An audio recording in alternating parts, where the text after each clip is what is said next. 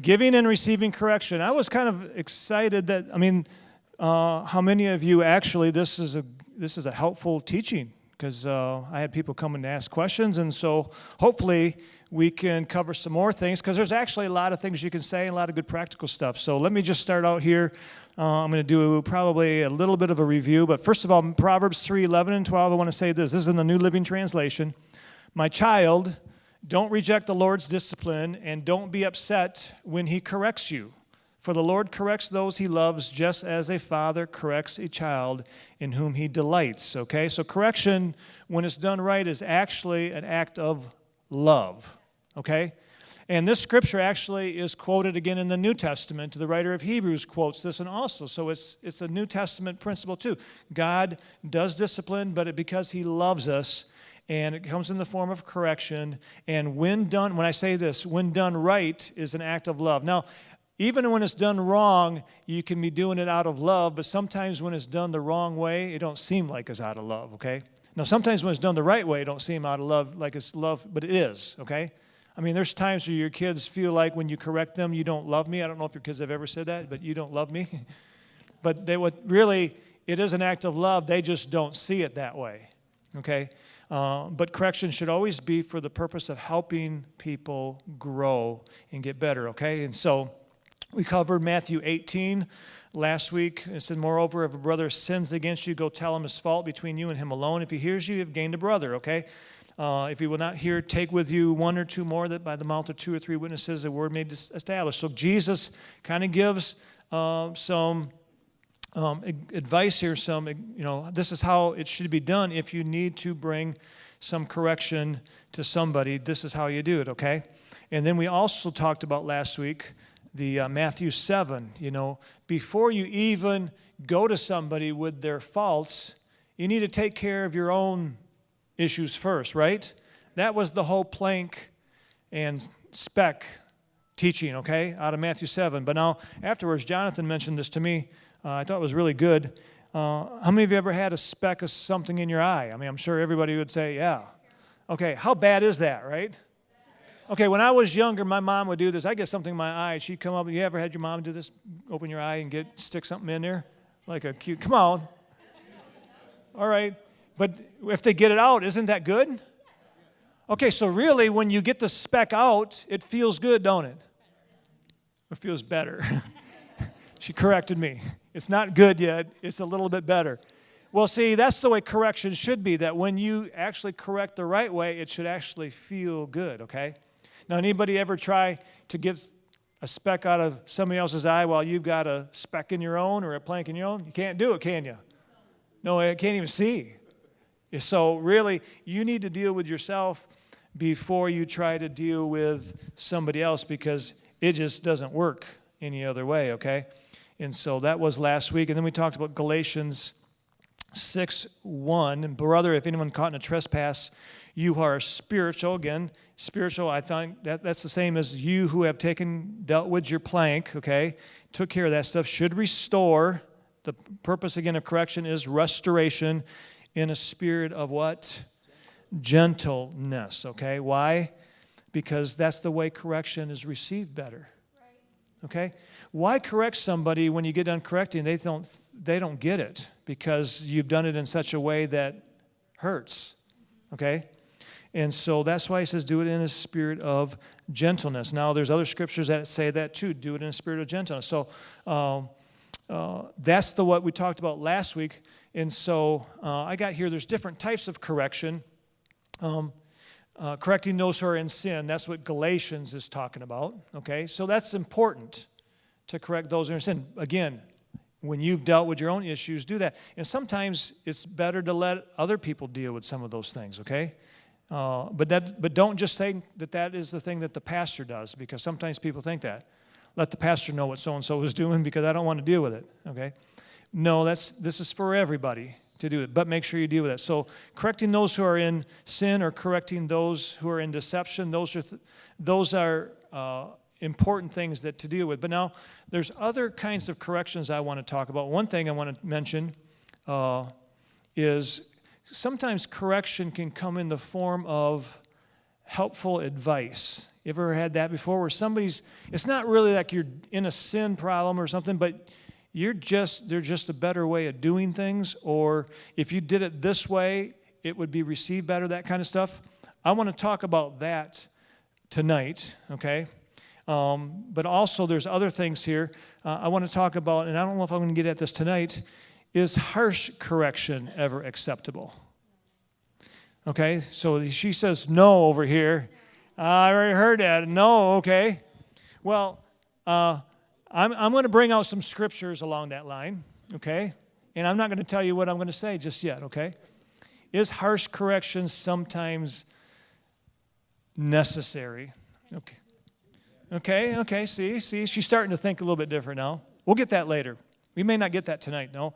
And then also, I want to talk about, and we probably will get at this tonight, what about those who are in authority over you, like your boss or something? Anybody ever have an issue with that, having to deal with, yes? How about have you ever had your kids come to you, parents, and they corrected you? Yes. Okay. Your 3-year-old, okay?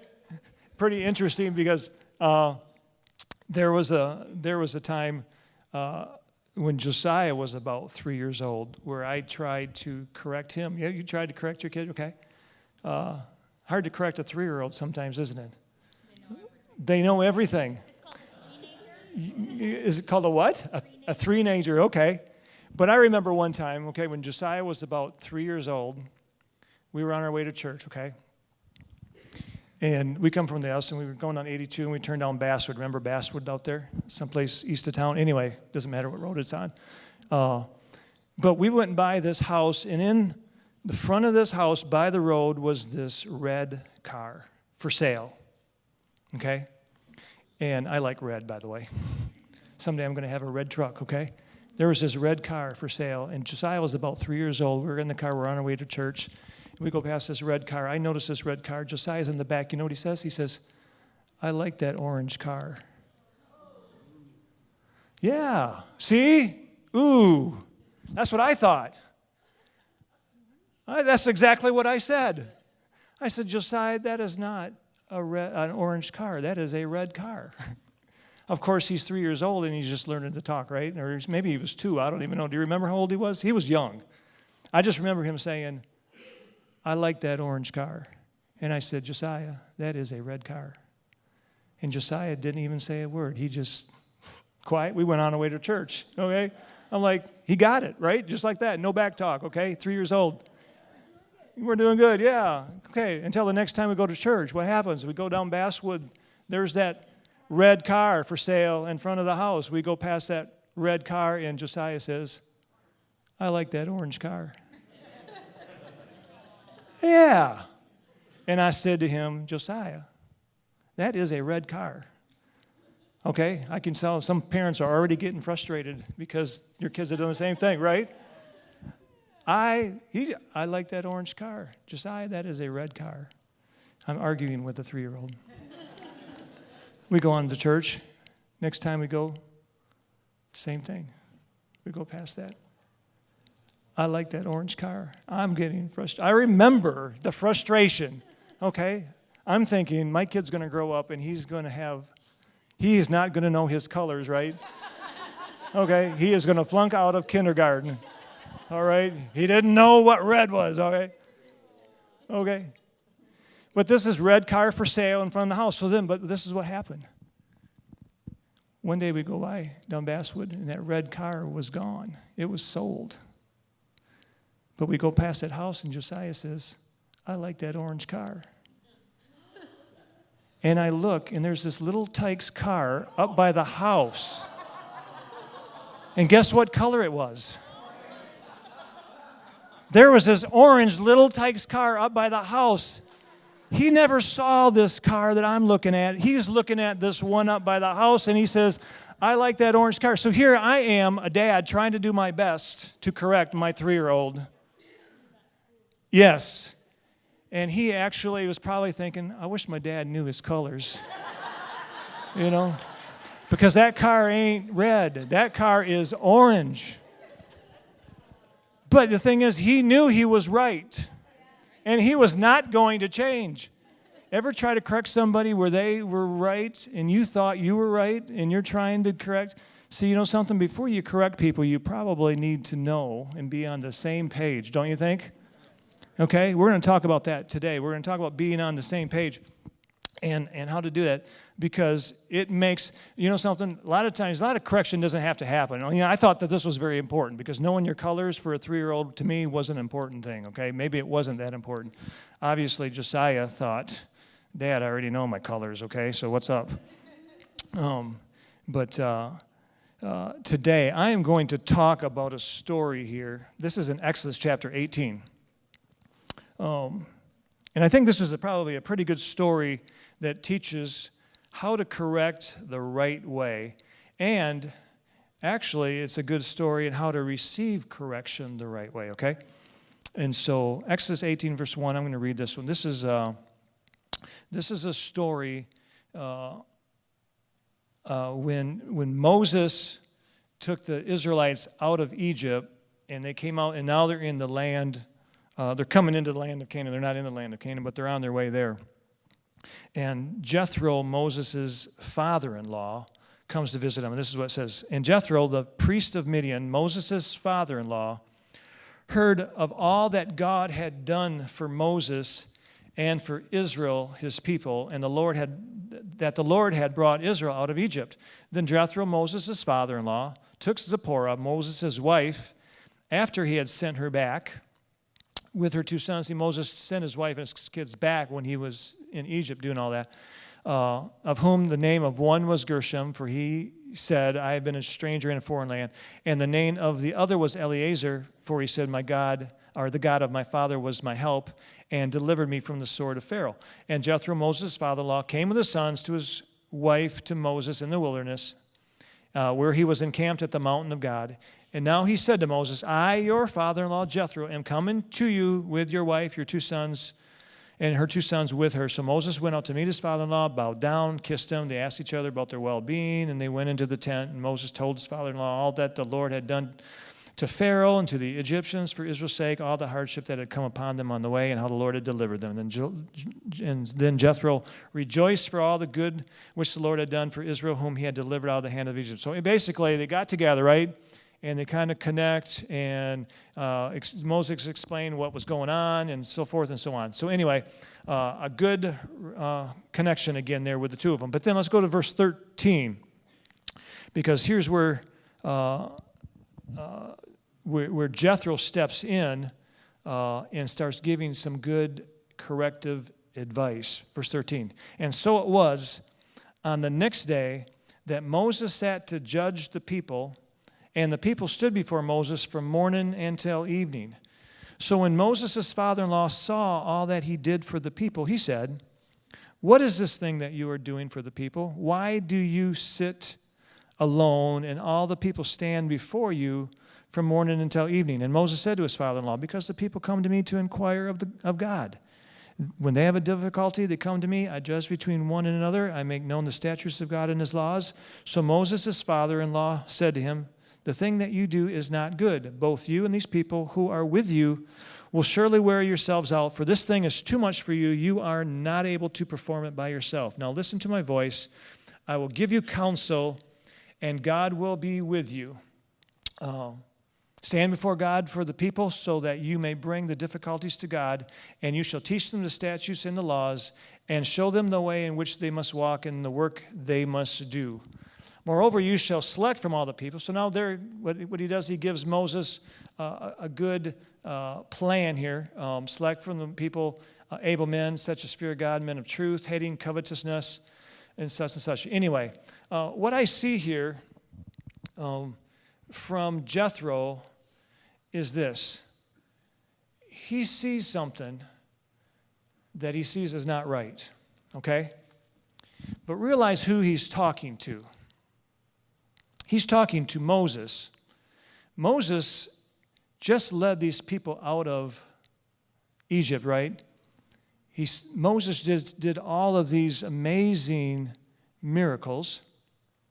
Moses just led the people through the Red Sea look at all the things that Moses did, okay? And Jethro wasn't a part of that at all. He wasn't even there. But he shows up on the scene. When all of that's over, Moses gives him kind of a quick, this is what happened, tells him what happened. His dad-in-law, hey, that's kind of cool, so they got connected. But then the dad-in-law sees Moses doing this, okay? And he thinks, Moses, this is what you're doing is not right. Now, don't you think you'd feel just a little bit intimidated going to somebody who's done all of those things and try to give them correction? Would that bother any of you? Okay? That would bother me, especially being a dad-in-law, okay? You know what? Come on. What son-in-law wants to get advice from the dad-in-law, okay? But anyway, yeah, okay. Yeah, I got son-in-laws now, okay? I'm careful when I give advice to my kids. I got to be careful. But I think Jethro actually was a good example of somebody who did it the right way. Because notice the first thing he does. First, he sees something, right? He sees Moses sitting there or standing there from morning till evening, the Bible says, while people stand in line waiting for him to help. He sees a daunting task that can't be completed. Yes. He sees something, but look what he doesn't do. Most people would probably do it this way. See that and thinking, that is really stupid. I need to talk to that guy. Now, some people would say, that's really stupid. I'm staying out of it, okay? He didn't do that because that wasn't good either. But he didn't go to Moses and say, hey, what you're doing is really, really dumb. That's not what he did first. What's the first thing he did? He asked a question. I think that is very important what he did. The question he asked was this. When Moses saw that he did, he asked this question, what is this thing that you are doing for the people? Why do you sit, or why do you alone sit and all the people stand before you from morning to evening? Now, we do know he understood what he was seeing. In other words, he can see that the people are lined up and getting help from Moses. That's not the question he was really asking. He was really asking, not, what are you doing? Because obviously Moses was helping him, helping these people with their problems. He was saying, why are you doing it this way? But he's asking the question, what is this thing that you are doing for the people? Why do you sit alone and all the people stand before you from morning to evening? Basically, he was asking a clarifying question to let Moses explain his actions before he gave a correction. Do you see that? Okay, I think that's a very important point. Because if you ever give correction advice, I think it's a good thing to be on the same page. Just like me and Josiah, if I would have asked some questions first, I probably could have eliminated giving him correction that actually was wrong correction.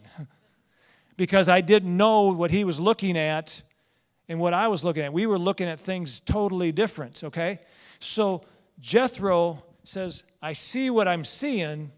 I don't understand why you're doing it this way, but I'm not going to jump to the conclusion that you really are clueless in how to do this. And I'm not going to just assume that I'm smarter than you. Obviously, Moses, you hear from God. You know how to lead 2 million people out of Egypt. I mean, not too many people have done that. You've done a lot of good things. But I don't get this one, so explain it to me. Okay, so that's what he did. Good point right there. But then Moses' answer, I think, is very, very, I look at his answer and think, you know, Moses, you really were clueless. Because his answer really didn't make a whole lot of sense. Why are you doing this, Moses? He says, because the people come to me to inquire of God. They have basically, I'm just doing, but didn't you actually think that this may be not a good way to do it, Moses? No. It didn't sound like Moses actually even thought. You know, is there a better way to do this than for me to stand in front of these millions of people and let them come and I'm going to do this all by myself? It sounds like Moses never even had a clue, which makes you wonder how a man of God that could hear so well from God could miss it so much right there. Okay? That tells you this. Just because somebody can hear from God in one area doesn't mean he knows everything. Okay? Just because I can teach you the word doesn't mean I'm the smartest person in the room. Okay? Because I'm not, by the way. Okay? I might be. But it doesn't, just because you hear doesn't mean you hear from God on everything. Okay? And so just because Moses was that good didn't mean. So obviously he was not hearing from God here. But God wanted him to hear a message. And God has spoken to Moses. I mean, the Bible even says God has spoke to Moses face to face. But he didn't in this case. God still spoke to Moses, but he used his father-in-law to do it. See, it doesn't matter how you get good information and how you get good advice and how you hear from God. It doesn't matter, really, does it? As long as you hear and submit. So what Jethro did was ask a question. Moses' response was pretty lame, I believe, just because that's what it is. That's what they're doing. You know, he didn't have really a plan at all. And that's when Jethro makes the statement, what you are doing, this thing that you do is not good, okay? But he didn't say that first. He first got information. Then he said, okay, now that I hear your response to me, I can say this is not a good thing that you're doing. So he was just at that point, don't beat around the bush, right? Just go right in there. This way, he was just really frank with them, saying, it's not good. And Moses is probably thinking, it's not? You know, this is what I do. It's not good? No, it's not. Because then he says, both you and these people who are with you will surely wear yourselves out, which was true. For this thing is too much. You are not able to perform it by yourself. Listen now to my voice. So this is interesting. Jethro is telling the man of God who can hear from God, saying, now I want you to listen to my voice. Pretty bold for a dad-in-law, don't you think? Who wasn't even part of this, just kind of shows up on the scene. And he's already, he just showed up, and now he's already given me advice. Okay? Listen now to my voice. I will give you counsel. God will be with you. Stand before God and for the people so that you can bring difficulties. And goes on and gives them the information. But the other thing that I think is very important here, not only did he ask the question, he was very direct in how he said, that's not good. This is what you need to do. Had a plan.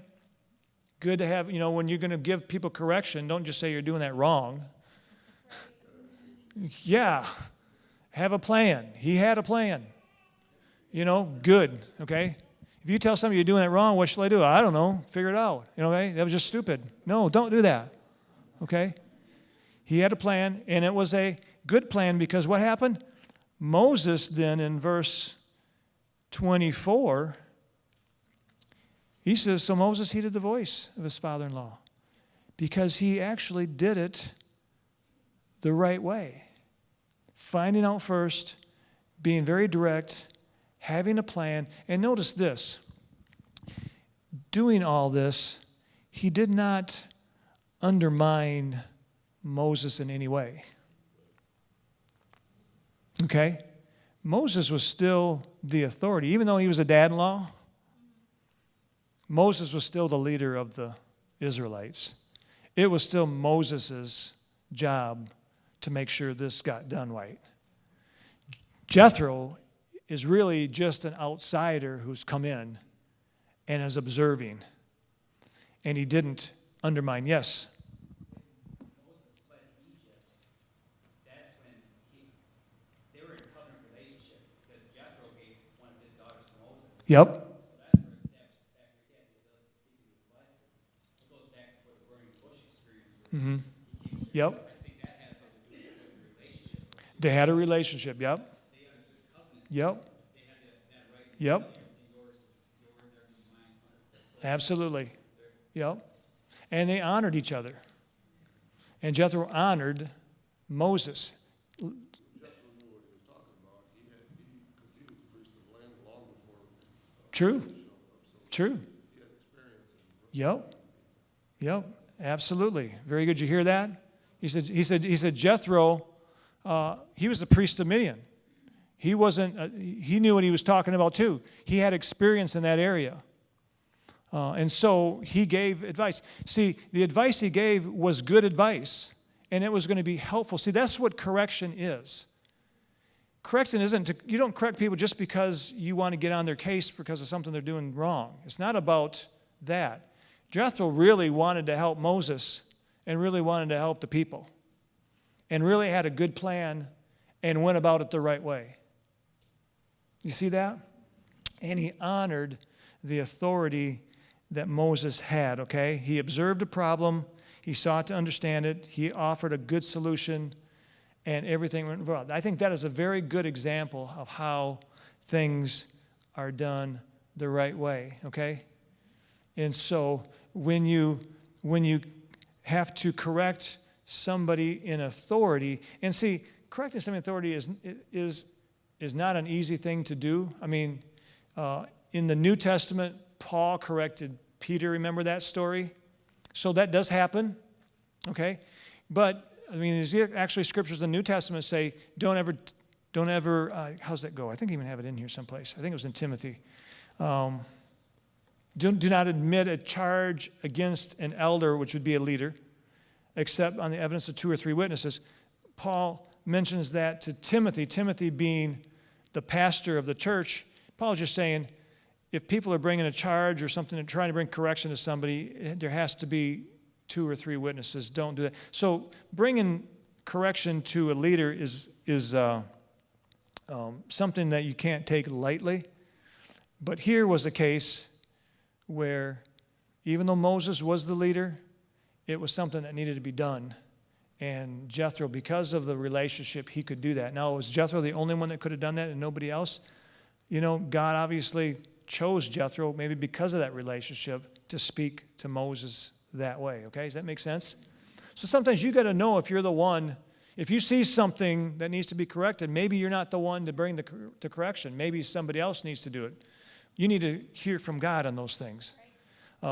And if God says, no, you're not supposed to bring it, doesn't mean you need to go find somebody that will, you know. You probably just need to pray for that situation because God can bring somebody to bring correction, okay, if it's something that needs to be done. This was a case where it was something that needed to be done. It wasn't a minor thing, okay? Moses standing in front of 2 million people doing that was not a good thing at all, and it needed to get taken care of. And obviously God knew it. Jethro saw it. Jethro was obedient. He did it in the right way, and it brought about good thing. And now, I want to show you here too, you can learn things from Moses about how this happened, because verse 24, it says, Moses heeded the voice of his father-in-law and did all that he said. And Moses chose able men out of Israel, made them heads over the people, rulers of thousands, hundreds, 50s, and 10s. That was the direction that Jethro gave him. He did it exactly the way Jethro told him to do it.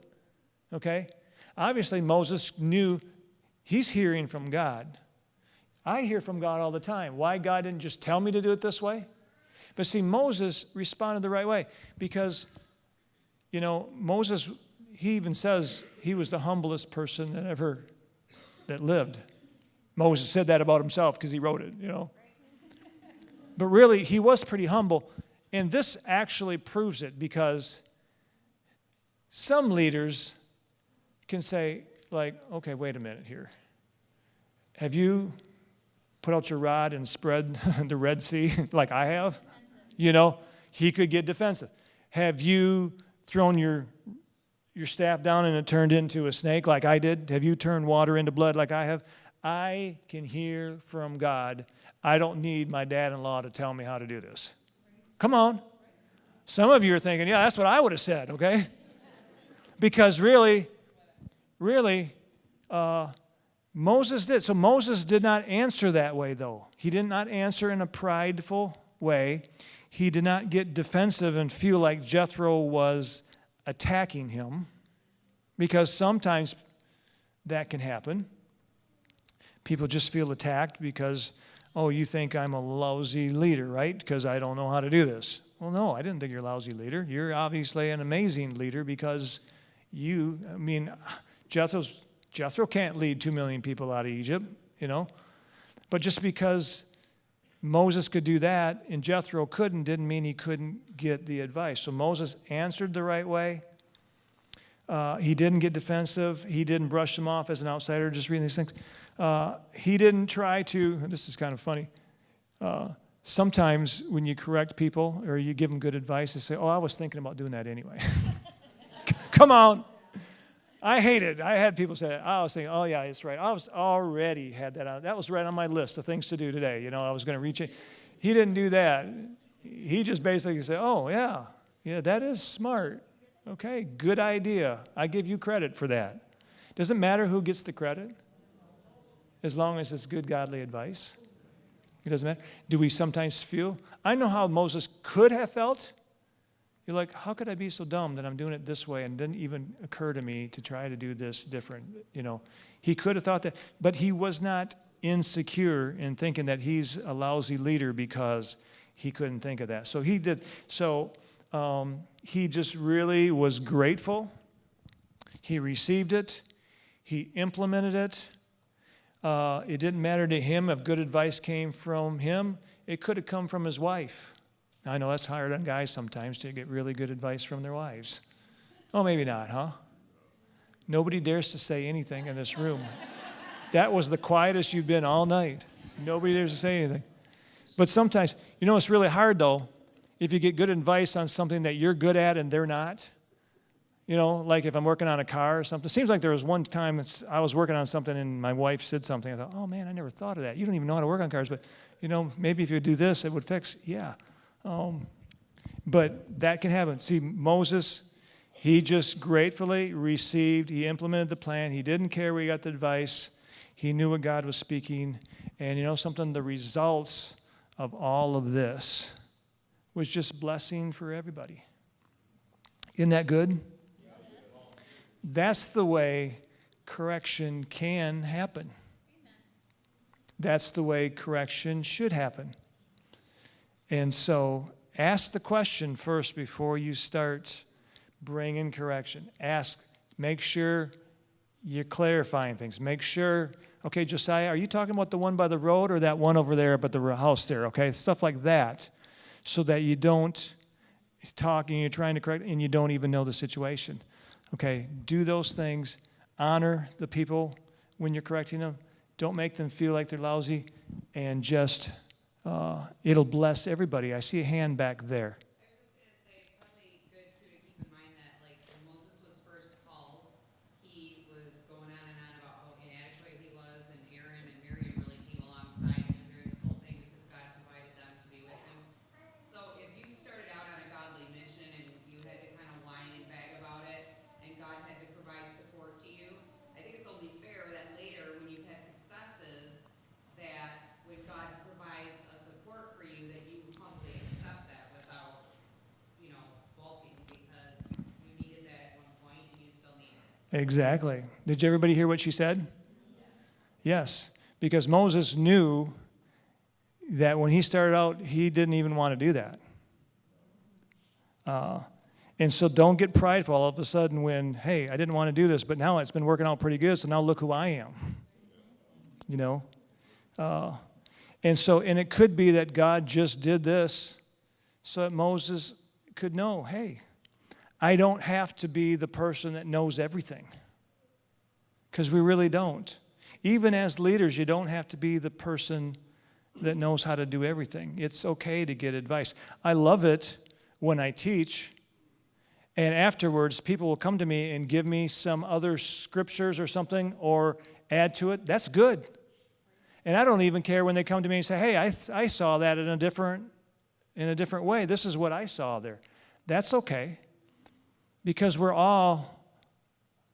we can all hear from God, can't we? And we can all work together. So that's what it's about. So we need to, I could go on from this because but I don't want to go further because I want to talk about some other things.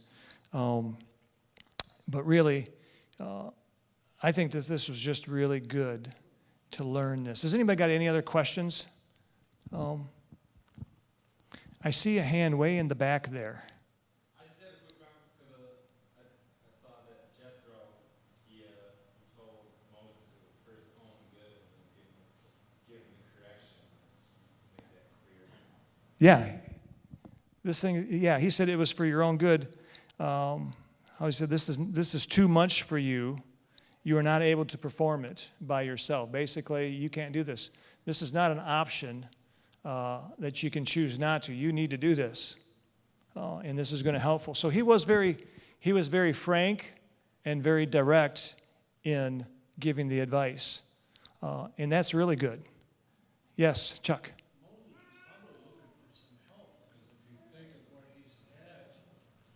Responsibilities from him, it's probably getting to him, and that's why the Lord said, I'm gonna send you some help. Yep. In different ways. So take the burden off of me, because man, this is getting hard. Yep. He stood up there just as long as everybody else, Absolutely. and he accepted it. So, Yep. and sometimes the help, some people don't like to take the help or the correction. Oh, that's a good point. Sometimes people don't like to take help. Yeah, don't bother me. And you know why? And we can bring this up because you just brought something up. Pride, number one, or they may not do it as well as I will. Come on. That sometimes is hard. I know with me, okay, raising kids, okay, I'll just do this myself because they don't do it as well as I will do it. Come on, guys. But are you helping people when you just do it yourself? Moses could say, well, I'm helping these people because really I hear from God better than these other guys do. And so what if they give bad advice, so I better just handle it all by myself? Bad. But sometimes we think that, okay? And sometimes we're not willing to release, exactly, control. Mandy said that back there. You like having that control. You like it that everybody's looking to you. You like it because it makes you feel good because you're the go-to person. And if you start distributing some of this to other people, what happens if somebody else actually does it better than you? Okay. Exactly. The right thing to say is, yay, maybe they can take my place and I can go do something else. But we don't think that way. Sometimes we get possessive of our job. This is my thing. I don't want anybody else to take my thing. No, we need to start releasing this to other people. And that's what Moses did, and he was not afraid. The fact of the matter is, there was nobody that was going to take Moses' position. It does not matter. Moses could have raised up all these other guys to help him, and there could have been a whole bunch of guys that could hear better than Moses. Does that mean that Moses isn't the guide in charge? No. You get put in that position because God puts you there. Moses was the leader because God put him there, not because he was the best one in the bunch. Not because he was the smartest guy there. Moses himself said, I am not that good. He obeyed. He was humble. Those are qualifications to lead. Okay? And he put other people in charge, and he was not insecure. So all of this was good. Anybody else got something? Yes. The day we become unteachable, I forgot how I'm gonna say this, we quit growing. The day we become unteachable, we quit growing, is what he said. Yep.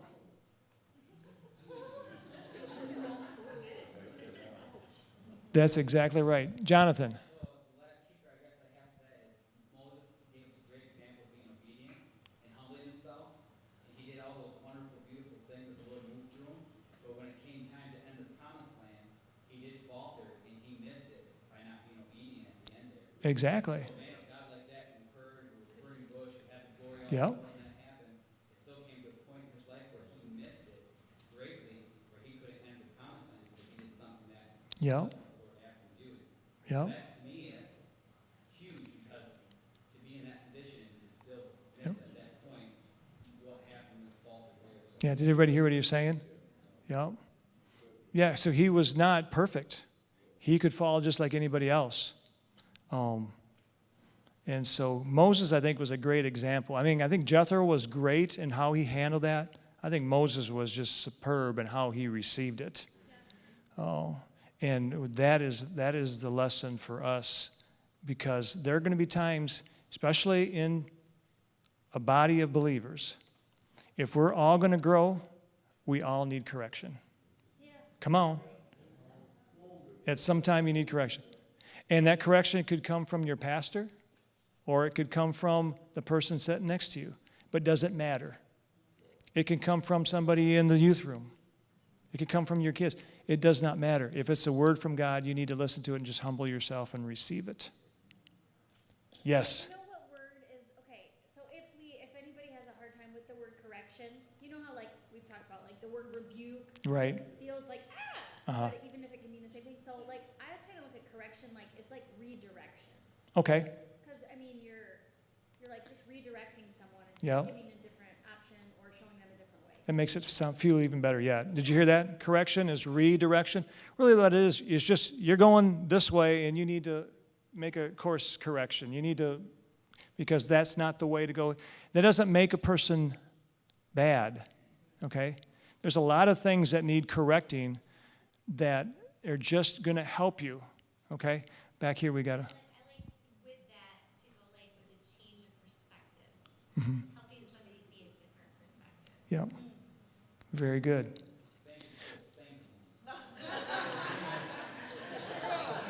I didn't catch that. I heard spanking. You can make a spanking sound as flowery as you want, but a spanking still a spanking. Yeah. Yeah. I mean, you gotta take it by the horns too. Know that Yeah. your love when it happens. Okay. That's just my side of it. I mean, So really, before we close here, we need to learn, this is it. This is what you need to get out of this lesson. We need to learn how to receive correction the right way like Moses did. We need to know how to give correction like Jethro did. And we need to hear from God about if we should give correction. Don't walk out here and thinking, okay, I need to give correction. Let me go find somebody to correct. No, that's not what it's about. That's not, now that you know how to do it, don't start practicing on everybody you see, okay? Listen to God. If somebody needs correction, maybe you're not the one to do it. I like the fact what Jonathan said is Jethro did it, but Jethro was a father-in-law, already had a relationship. Relationship in correction really, really helps. Okay, if they already know who you are, that you have a covenant, that you love each other, easier to take that correction, okay? So don't just go up to somebody you've never seen, but see them do something and say, okay, I correct you in the name of the Lord. No. That kind of stuff. So learn how to give, learn how to receive, and I'll tell you once, we will grow as a body, okay? Good stuff.